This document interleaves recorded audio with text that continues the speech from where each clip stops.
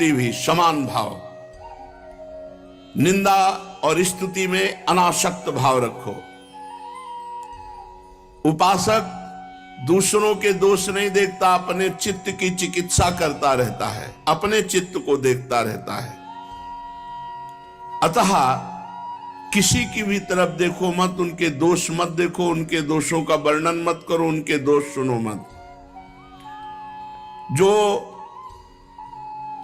संसार की भक्ति करता है वो ये देखता है ये दोषी है, ये गुणी है, ये अच्छा है, ये बुरा है। जो भगवान की भक्ति करता है वो सब जगह अपने भगवान को देखता है।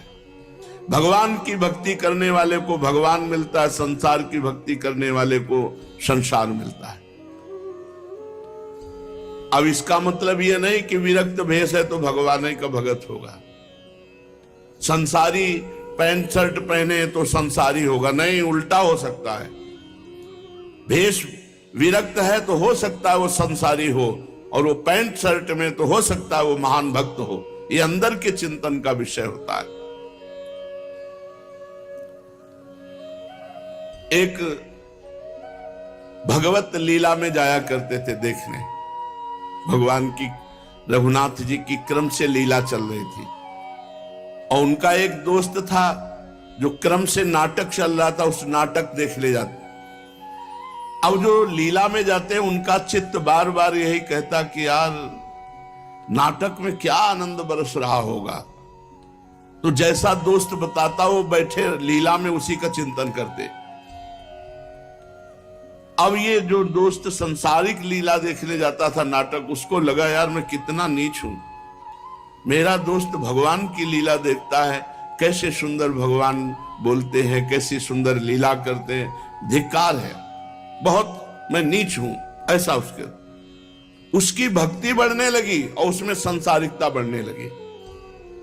चिंतन, वो जा रहा है संसारिक दृश्य देखने, लेकिन उसको अपने में मैं कितना नीच हूं। तो हो सकता है गृहस्थ वेश में वो सोचता हूं मैं कैसा नीच गृहस्थ हूं, नाना प्रकार के भोग भोगता हूं, धन्य है इनका जीवन जो भगवान में निरंतर लगे हुई, उसकी भक्ति बढ़ जाएगी।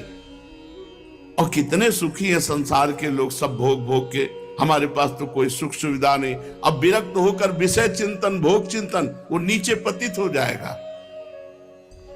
इसलिए चित्त का मार्जन करना, चित्त को पवित्र करना है। अपने चित्त को देखो कि तुम्हारे चित्त में चिंतन क्या हो रहा है। जो चिंतन है वही साधना है, बाहर की क्रिया साधना नहीं है। बाहर हो रही आरती और चिंतन क्या हो रहा है।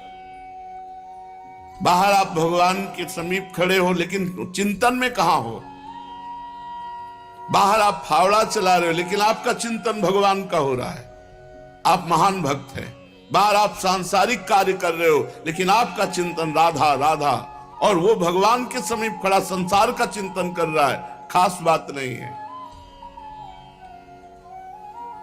जिसकी भगवान के नाम जप में आसक्ति हो जाती है, वो चाहे एकांत में हो चाहे समाज में हो, वो लाभ ले पाएगा।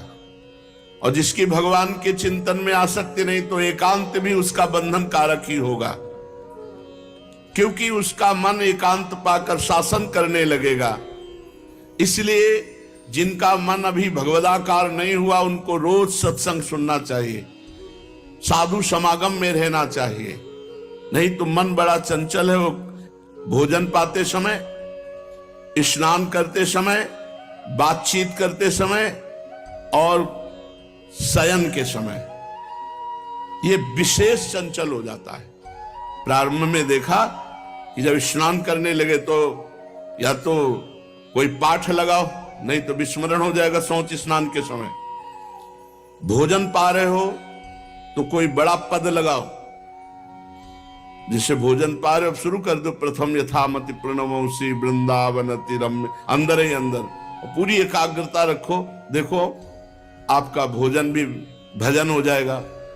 और शयन के समय पूरी साधना करके जब मध्याह्न में विश्राम या सायं शयन, एकांत में रात्रि में शयन, उस समय मन बड़ा चंचल होता है। उस समय संभाल लो। कोई आजकल तो मोबाइल चल गए, पहले तो थे नहीं। मोबाइल आदि से गंदी बातें देखना या गंदा चिंतन करना या कोई गंदा पूर्व का पीछे का, ये आपको पतित कर देगा। बहुत सावधान। और बातचीत करते समय भजन छूटता है, लेकिन अभ्यास करो सामने नाम लिखने का। तो बातचीत हम कर रहे हैं, लेकिन वो एकाग्रता हमारी अंदर ही अंदर नाम में लगी हुई है। भगवान के नाम का जप और गुरु और संत सेवा, भगवंत सेवा, ये बहुत जल्दी अंतःकरण को पवित्र करते हैं। और प्रपंच की बातें करने वाला, अश्लील गंदी बातें करने वाला, ये बहुत जल्दी हृदय को अपवित्र कर देते हैं। ऐसे भजन से कोई लाभ नहीं मिलेगा जो अश्लील संभाषण स्वयं बोलता है, अश्लील बातें सुनता है, प्रपंची लोगों के बीच में बैठता है। सांसारिक लोगों के बीच में बैठने वाला कभी भजनानंदी नहीं हो सकता। हाँ, जो भजन में परिपक्व हो चुका है, सिद्ध हो चुका है, तो श्रीमद राधा सुधा निधि, वो चाहे बहिर्मुख पुरुषों के बीच में बैठे, वो चाहे विषयों को ग्रहण करे या त्यागे, वहां कोई फर्क नहीं पड़ता, क्योंकि भगवदाकार वृत्ति रहती है। कर्माणि श्रुति बोधितानि नितराम कुर्वन्तु कुर्वन्तु मा गूढ़ाश्चर्य रसास्त्रगादि विषयान गृह्णन्तु मुञ्चन्तु वा कैर्वा भाव रहस्य पारगमति श्री राधिका प्रेयसा किंचित गैरनुयुज्यताम वैरो भ्राम्यत भिरान्यपि। जो बहिर्मुख पुरुष है उनके भी संग से उसको कोई फर्क नहीं पड़ता। जो रहीम उत्तम प्रकृति का कर सकत कुसंग, चंदन विष व्यापत नहीं लपटे रहत भुजंग। लेकिन ये सिद्ध पुरुष की स्थिति, साधक को बहुत बचना चाहिए। प्रपंची लोगों से, संसारिक लोगों से अगर संभाषण करोगे, उनके बीच में बैठोगे, तो मनोवृत्ति में भोगाकर्षण पैदा हो जाएगा। साधना का फल है देहाभिमान गलित हो जाना। जिसका देहाभिमान गलित हुआ